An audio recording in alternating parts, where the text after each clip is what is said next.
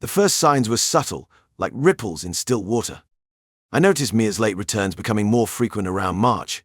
She'd slip through the door past 9, sometimes 10, her heels clicking against our hardwood floors while the kids were already in bed. At first, I chalked it up to her new position at the firm. More responsibility meant longer hours, that made sense. But something felt off about the way she'd brush past me in the kitchen, her perfume different, stronger than what she'd left with in the morning. Big project again? I'd ask, settling into our routine of reheating her dinner.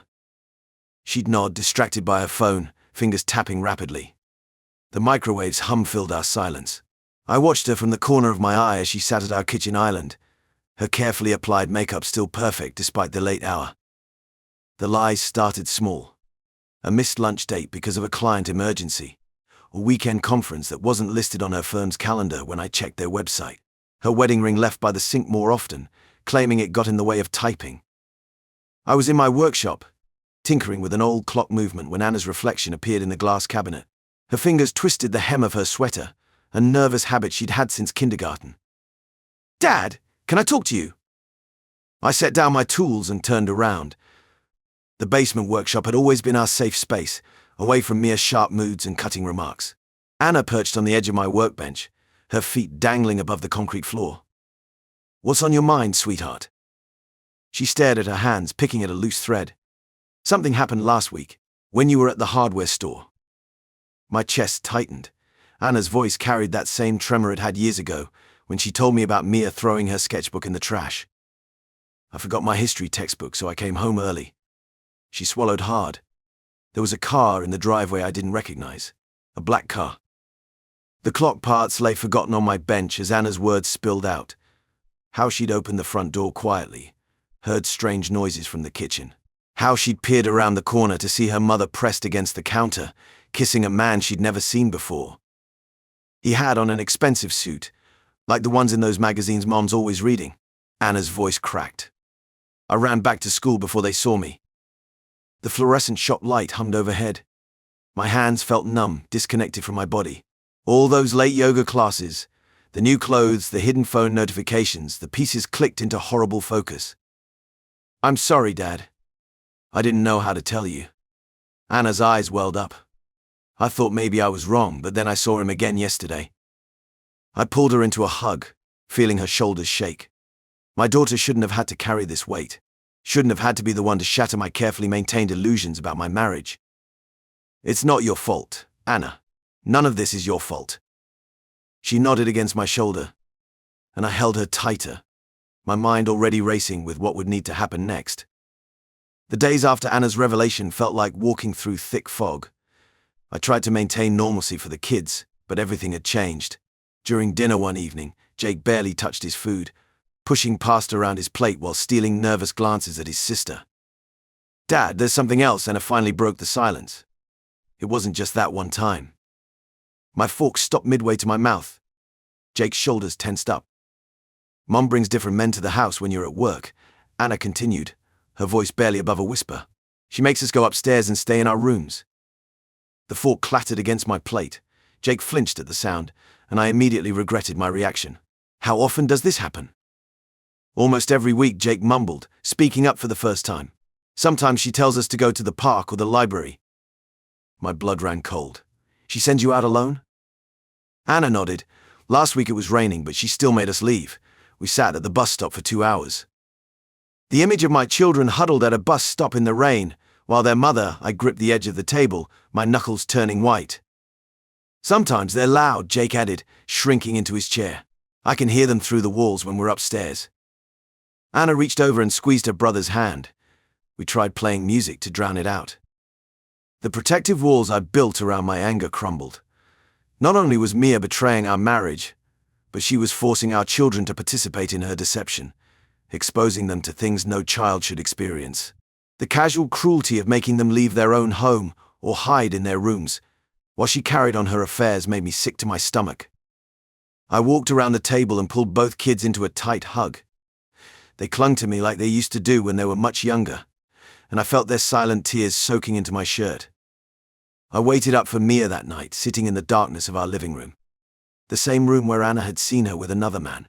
My hands gripped the armrests of my chair as headlights swept across the walls, her car pulling into the driveway. The front door opened, and Mia breezed in, humming to herself. She flicked on the lights and jumped when she saw me. Jesus, Ethan. What are you doing sitting in the dark like some creep? The casual way she spoke, as if nothing was wrong, made my blood boil. I kept my voice steady. We need to talk about the men you've been bringing to our house. She froze for a split second before letting out an exaggerated laugh. What are you talking about? Have you been drinking? Anna saw you kissing someone right here in this room. And Jake told me about being sent to the bus stop when your friends come over. Oh please, you're being ridiculous. The kids are obviously making up stories. She rolled her eyes, dropping her purse on the counter. You've always been so paranoid. Paranoid? Our children are traumatized, Mia. They've been hearing you through the walls, for God's sake. Lower your voice, she snapped. The kids are sleeping. Now you care about the kids. After making them sit in the rain while you... You know what? She cut me off with a dismissive wave. I don't have to listen to this. You're being oversensitive as usual. Her lips curved into a mocking smile. Maybe if you weren't such a bore in bed, I wouldn't need to look elsewhere. The casual cruelty of her words, the complete lack of remorse for what she put our children through, it hit me like a physical blow. My hands shook as I stood up. You're standing there smirking about betraying your family. Do you even care what this is doing to Anna and Jake? Oh, spare me the dramatic Father of the Year act. She laughed again, but there was ice in her voice. They'll get over it. Kids are resilient. I knew something else was wrong when Jake started wearing long-sleeve shirts despite the warm weather. My son had always been sensitive to heat, preferring t-shirts even in early spring. The change caught my attention, but what really set off alarm bells was how he'd flinch whenever someone moved too quickly near him. Anna wasn't herself either. My usually talkative daughter had grown quieter, her shoulders tense whenever Mia was around. She'd position herself between Mia and Jake during dinner, a protective instinct that no 15-year-old should have to develop. One evening, while Mia was out working late again, I found Jake in his room, hunched over his homework. As I sat on his bed, he unconsciously tugged at his sleeve. Can I see your arm, buddy? His hesitation told me everything before he even rolled up the sleeve. Dark finger-shaped bruises marked his small arm, some fresh and purple, others fading to yellow. My stomach lurched. Mom said I kept getting in her way, he whispered, eyes fixed on the floor. Anna appeared in the doorway, her face pale. She does it to both of us, she said, her voice shaking. Last week she grabbed Jake so hard he cried because he spilled some juice. And Anna's voice cracked. She corners me in my room, screaming about how I'm trying to ruin her life by telling you things. She gets right in my face, saying I'm worthless, that I'm just like you. The fury building inside me was unlike anything I'd ever felt. This wasn't just about Mia's betrayal anymore. She was hurting our children, leaving marks on their bodies and their spirits. Jake's small frame pressed against me as I pulled him close, and Anna joined us, her shoulders shaking with quiet sobs. I'm so sorry, I whispered, holding them both. I should have seen this sooner. My children had been suffering in silence, enduring not just the shame of their mother's affairs, but her physical and emotional abuse. The weight of their pain crushed my heart. I couldn't sleep that night, after seeing Jake's bruises. My mind raced with images of my son, hurt and scared, while I was none the wiser. The weight of my failure as a father crushed me. But wallowing wouldn't help my kids. I needed to act. First thing next morning, I went out and bought a small notebook. Nothing fancy, just something to keep track of everything. Back home, I called Jake into my study. My hands shook as I took photos of the bruises on his arms with my phone. The purple marks stood out stark against his pale skin. He didn't say much, just stood there with his eyes fixed on the floor. It's okay, buddy. You're safe now, I told him, fighting to keep my voice steady. I started writing down dates, times, every incident the kids could remember. Anna sat with us, filling in details Jake couldn't bring himself to say. My pen scratched across paper as they described being locked out of the house, forced to wait at bus stops or in the park while Mia entertained her friends. The times they'd gone hungry, because she forgot to feed them. The screaming fits over minor things like spilled drinks or unmade beds. Getting the GPS tracker on Mia's phone was easier than I expected. She never was tech-savvy, always leaving her phone lying around unlocked. The app installed in minutes while she was in the shower. Now I could see exactly where she went during those late meetings, and work dinners. The tracker revealed what I'd suspected: frequent stops at various motels, bars, and unfamiliar addresses. I documented everything, taking screenshots, noting times and locations. Each new entry fueled the quiet rage burning in my gut. With Mia gone most evenings, I threw myself into being there for the kids. We fell into a routine: homework at the kitchen table, proper dinners instead of the microwave meals Mia left them with. I learned to French braid Anna's hair for school, watched countless YouTube tutorials until I got it right. Jake started opening up more during our evening video game sessions, small smiles replacing his usual worried frown. "Dad makes better spaghetti anyway," Anna declared one night over dinner, and Jake nodded enthusiastically. Such a simple thing, but it meant everything. The neighbors started noticing. Mrs. Chen from next door brought over cookies one afternoon, her eyes full of concern as she watched the kids playing in the yard. "You're doing a good job with them," she said quietly. "If you need anything." At the school pickup line, other parents would give me knowing looks when Mia's flashy car rolled up hours late. The whispers spread about her frequent absences, the strange men coming and going, how the kids seemed different when she was around. Tom from my softball team pulled me aside after practice. "Listen, man, we've all seen what's going on. The guys and I, we've got your back, whatever you need." The support helped, but it also made everything more real. I couldn't pretend anymore that we were just going through a rough patch. This was who Mia was, and she wasn't going to change. My kids deserved better. I made the call to a divorce lawyer on a Tuesday morning. As I sat in the office describing everything I'd documented, the affairs, the abuse, the neglect, I felt something shift inside me. This wasn't just about ending a marriage anymore. This was about protecting my children. When I told Mia that evening, she laughed. Actually laughed, like I told some ridiculous joke. "You're pathetic," she spat. "You really think you can handle this on your own? You'll come crawling back within a week." I just looked at her, this stranger wearing my wife's face, and felt nothing but cold determination. "Pack your things," I said. "My lawyer will be in touch." I sat in the courtroom, watching Mia's performance unfold. She dabbed at her eyes with a tissue, her voice trembling as she spun her web of lies. The same manipulation I'd witnessed for years was now on full display. "He was never there for us," Mia choked out. "I had to do everything alone. The kids, the house, everything." She glanced at her lawyer, who nodded encouragingly. Sometimes he wouldn't come home until late, leaving me to handle dinner, homework, bedtime. My hands tightened around the folder in my lap. Every fabricated word made my blood boil, but I maintained my composure. I'd prepared for this moment meticulously. The judge called me to present my evidence. I walked to the front, placing my documentation on the table with steady hands. Opening the folder, I pulled out the first set of photographs, Jake's bruises, time-stamped and dated. "These are photos of my son's injuries," I stated clearly, taken after Mia struck him for spilling juice on the carpet. I proceeded to show the text messages between Jake and me, where he begged me not to confront Mia about the abuse. Mia's face contorted with rage for a split second before she caught herself, but the judge had seen it.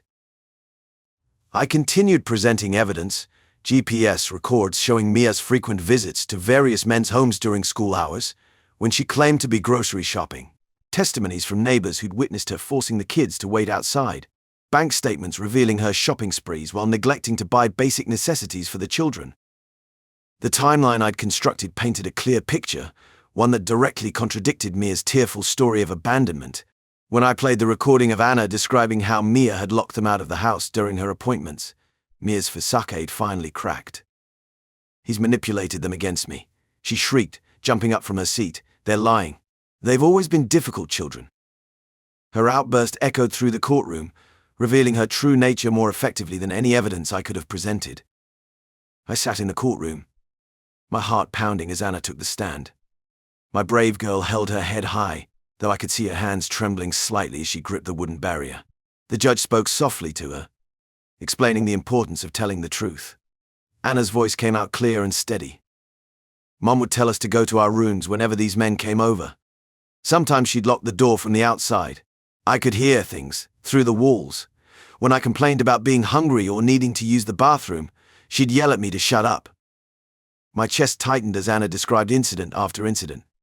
She recounted the time Mia had forced them to wait at the bus stop for 3 hours in the rain because her friend was coming over. The judge leaned forward, listening intently as Anna described how she'd tried to protect Jake, sneaking him snacks when Mia wouldn't feed them. When Jake's turn came, I hardly recognized my son's voice. Gone was the timid whisper. He spoke with a determination I'd never heard before. His hands fidgeted with his sleeve as he described Mia's violent outbursts. She grabbed my arm so hard it left marks. When I cried, she said I was being a baby and that I needed to man up. Jake rolled up his sleeve, showing the fading bruises. She told me if I ever told Dad, she'd make things worse. I watched Mia's face as our children testified. Her carefully constructed mask cracked with each revelation. When Jake described how she'd thrown a plate at him for interrupting a phone call with one of her boyfriends, she shot up from her seat. They're lying. You turned them against me. The judge called for order as Mia's outburst echoed through the courtroom. My children's words hung heavy in the air, their truth impossible to deny. The carefully crafted image Mia had tried to maintain lay in ruins, destroyed by the simple, honest testimony of the children she'd hurt. After my children's heartbreaking testimony, I stood before the court, my hands steady as I presented the evidence I'd methodically collected. Opening my laptop, I pulled up the GPS tracking data from Mia's phone, displaying a clear pattern of regular visits to multiple places during school hours. These locations, I pointed to the screen, correspond to the homes of different men. On March 15th, while Jake had a fever of 102, Mia spent 4 hours at this address.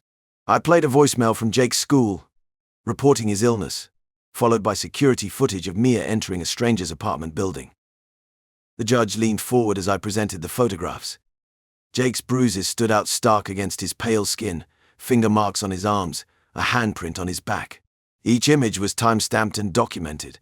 I'd also included photos of the children waiting at bus stops and park benches, taken by concerned neighbors who'd witnessed their mother locking them out.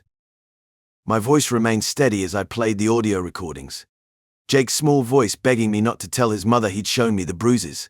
Anna describing how Mia had threatened them if they ruined things for her. The recordings were damning, but nothing compared to Mia's reaction to them. I presented bank statements showing Mia's lavish spending on herself, while the kids wore worn-out clothes and shoes. Credit card bills revealed expensive hotel stays and gifts for her lovers, while Jake's asthma medication went unfilled. Mia's face contorted with rage as each piece of evidence stripped away her carefully constructed lies. When I showed text messages she'd sent to her latest boyfriend complaining about the kids being in the way, she couldn't contain herself anymore. They're lying, she snapped, her composure finally breaking.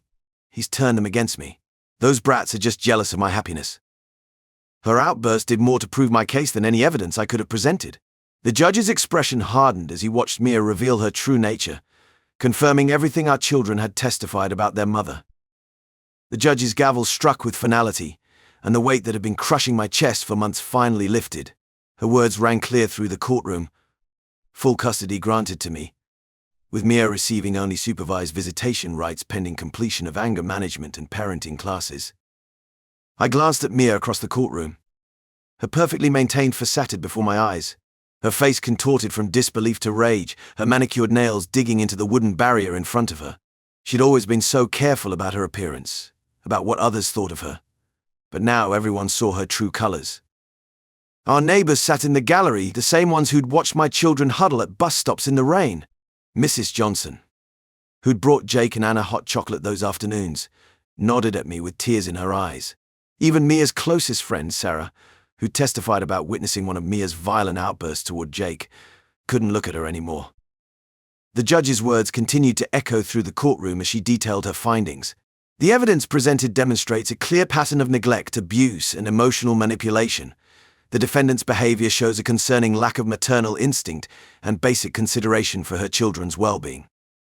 Mia's attorney tried to place a calming hand on her arm, but she jerked away. Her voice cut through the courtroom. This is ridiculous. They're my children. The outburst only reinforced everything we'd shown about her character. The judge called for order, but Mia kept going, her carefully applied makeup now streaked with angry tears. You turned them against me, Ethan. You and your lies. Security stepped closer as Mia's voice rose higher, but I kept my eyes forward. I wouldn't give her the satisfaction of a response. The community members present shifted uncomfortably in their seats, the last remnants of doubt about Mia's true nature evaporating with each venomous word she spat. The judge ordered the bailiff to remove Mia from the courtroom. As they led her out, I caught glimpses of familiar faces in the gallery turning away from her, smartphones sliding back into pockets after capturing her meltdown. Her carefully curated social circle was crumbling, just like a mask of perfection. After the custody hearing, my lawyer informed me that the judge ordered a thorough financial audit of Mia's accounts. The investigation revealed she'd been collecting child support payments by falsely claiming both kids lived with her full-time. The court demanded she repay over $45,000 in fraudulent claims. I watched her world crumble piece by piece. Her fancy car got repossessed. She had to move out of her luxury apartment and into a small studio across town. Her social media posts dried up, no more designer shopping sprees or spa days. One evening, Jake showed me texts from Mia begging him to come stay with her just for a weekend. She claimed she missed him terribly and promised to buy him the latest gaming console. Anna got similar messages, filled with promises of shopping trips and mother-daughter bonding. The kids saw right through it. She just wants to take pictures for Instagram and pretend she's mother of the year, Anna said, deleting the messages without responding. Jake was even more direct. Where was all this love when she was locking us outside in the rain? The final straw came when Mia showed up at Anna's soccer game, carrying an expensive gift bag and trying to force a conversation. Anna walked straight past her to the team bench. I watched Mia's face contort with rage before she caught herself, realizing other parents were watching. She left the gift on the bleachers. Anna never opened it. The court-mandated child support payments and restitution emptied Mia's accounts. Her friends, the ones who'd enabled her behavior for years, disappeared when she could no longer keep up with their lifestyle. She tried calling mutual acquaintances, spinning stories about how I'd turned the kids against her. But everyone had seen her true colors in court. My focus remained on helping the kids heal. They were in therapy, slowly processing their trauma. The house felt lighter without Mia's toxic presence. We were rebuilding our lives, one day at a time, while she faced the consequences of her actions alone. After everything that happened, our house finally felt like home again. The constant tension that used to hang in the air had dissipated, replaced by the sound of Jake's video games and Anna's music floating down from upstairs.